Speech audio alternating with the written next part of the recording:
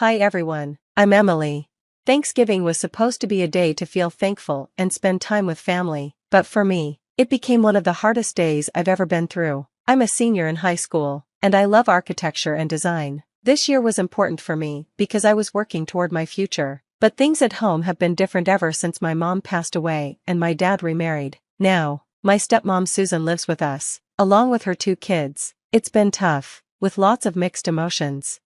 My dad tries to keep the peace, which makes it hard for me to talk to him about anything related to Susan. She always finds a way to make everything about her and her kids, and I often feel left out, like I don't belong in my own home.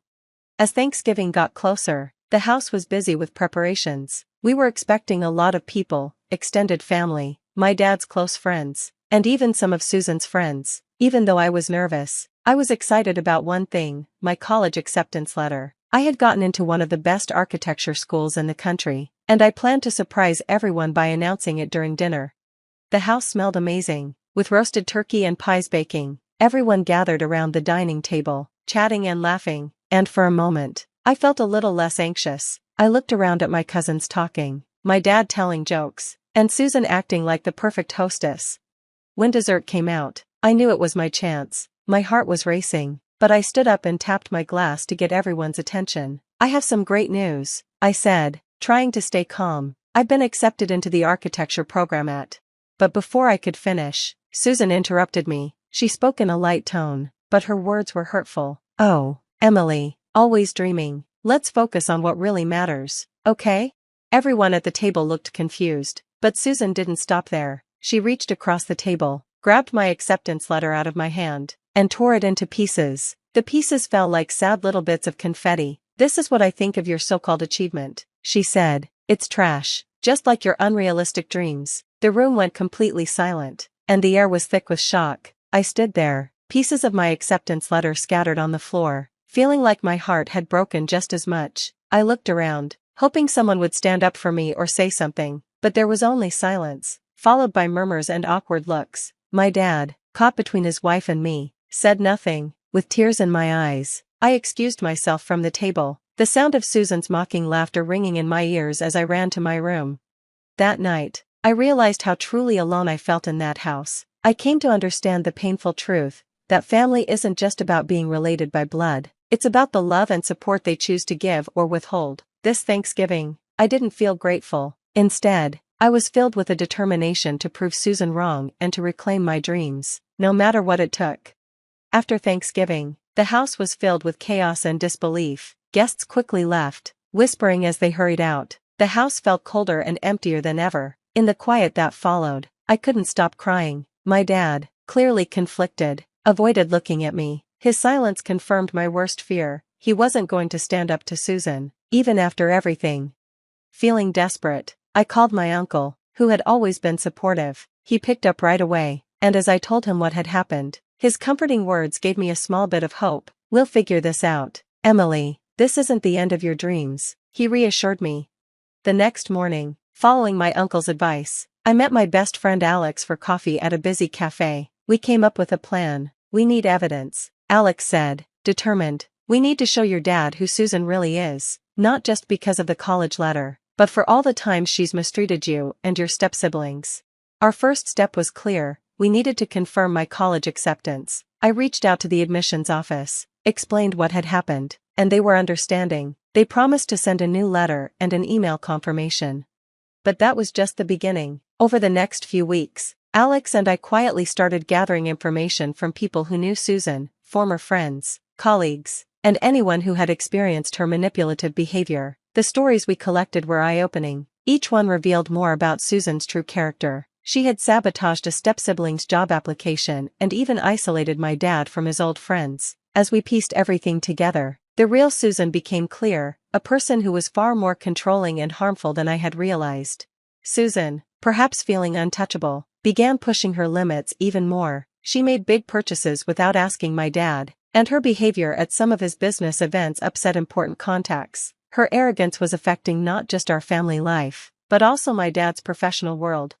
One evening, as I was going through all the evidence we had gathered, my uncle called. "It's time," he said. "Your dad needs to see this before Susan causes more harm." Armed with a folder of proof, including emails from the college and testimonies from people who had been affected by Susan. I approached my dad.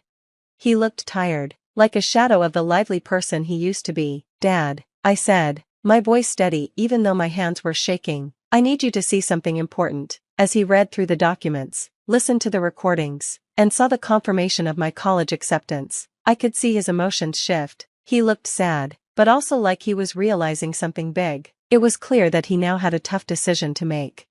Susan had been controlling our lives from behind a mask, pretending to care while secretly manipulating everything. Finally, my dad spoke, his words heavy with meaning. "We need to talk, Emily," he said. "We need to talk about Susan."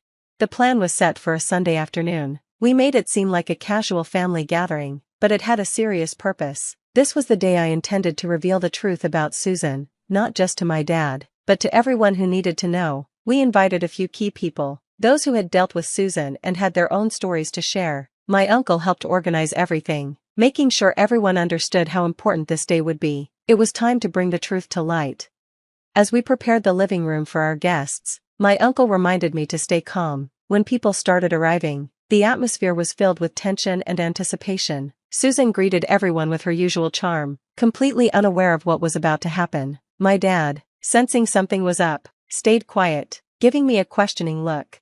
Once everyone was seated, I stood up. My hands were shaking slightly, but my voice was strong. "Thank you all for coming today," I began. "I know this seems like a regular gathering, but it's important. It's about my future, and the future of our family." I glanced at my dad, who nodded for me to continue. "This isn't easy, but it's necessary. Many of you have had experiences with Susan that were less than positive, and today we are bringing those to light, not out of spite, but to find the truth."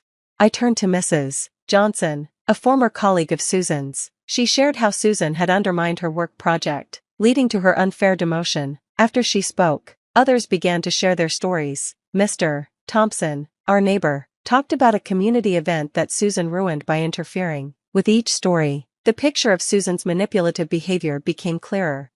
Susan's face grew pale, and her usual calm demeanor began to slip as more people spoke. My dad's expression darkened with each new revelation, as he started to piece together the truth he had been avoiding. When it was my turn, I held up my shredded college acceptance letter, now taped back together, a symbol of what Susan had done.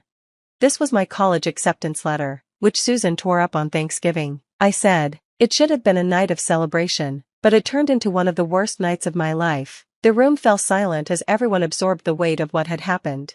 My dad, who had been quietly listening the entire time, finally stood up. His usual indecision was gone, replaced with determination. "I can't ignore this any longer," he said, his voice filled with emotion. "Susan, these actions cannot be part of this family."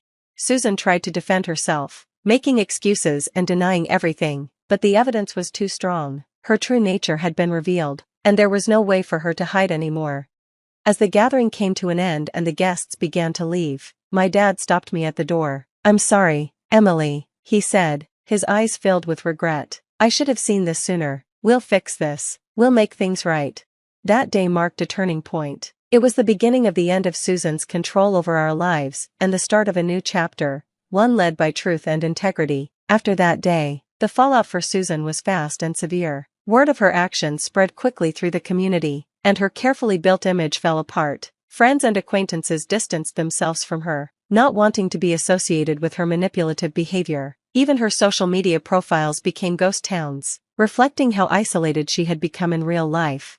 The effects of Susan's behavior didn't just hurt her socially, they also impacted her financially. With her reputation ruined, she found herself isolated from the social circles she once ruled. She lost business opportunities, and the financial strain began to show. Her once carefully controlled world turned into a place of uncertainty and rejection.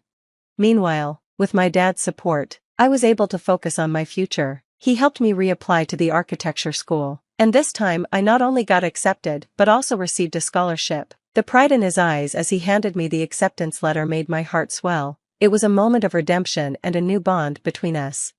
When I moved to campus early, I fully immersed myself in my studies. The college environment was so different from the suffocating atmosphere back home. Here, I wasn't just the girl from a troubled family, I was Emily, the aspiring architect. I thrived in my classes, with my designs praised for their creativity and attention to the environment. The freedom to express myself and be appreciated for my talent was amazing. Back home, my dad decided to file for divorce from Susan. It wasn't easy, but it was necessary for our family to heal. He shared updates with me during our weekly calls, and each conversation felt like a step toward healing the emotional wounds Susan had left behind. A key moment of my new beginning came one sunny afternoon at a cafe near campus. I was surrounded by new friends, chatting with my dad and uncle over video call. I opened another letter from my college, this time inviting me to an exclusive architectural workshop in Europe because of my potential and achievements. As I read the letter aloud, my friends cheered, and my dad and uncle proudly congratulated me. It was a moment of pure joy, showing just how far I had come. My journey, from betrayal to success, was not just about achieving academic or personal victories. It was about taking back control of my life and my identity, which Susan had tried to twist and ruin. This chapter of my life closed with the promise of new adventures, learning, and growth, all built on a foundation of truth, resilience, and the unwavering support of those who truly cared about me. As the sun set over the cafe that day, I realized that the best way to overcome everything wasn't just to survive, it was to thrive. I had proven that no one could stop me from reaching my dreams. That's the end of my story, and I've triumphed over the challenges that were thrown at me. Now, here's a question for you. Do you believe it's always possible to turn personal betrayal into a stepping stone to success? Or are some wounds too deep to heal from? Share your thoughts and experiences in the comments below. If you enjoyed this journey of resilience and redemption, don't forget to like this video and subscribe for more inspiring stories. Your support helps us keep sharing these kinds of narratives. Thank you for watching, and we look forward to seeing your responses.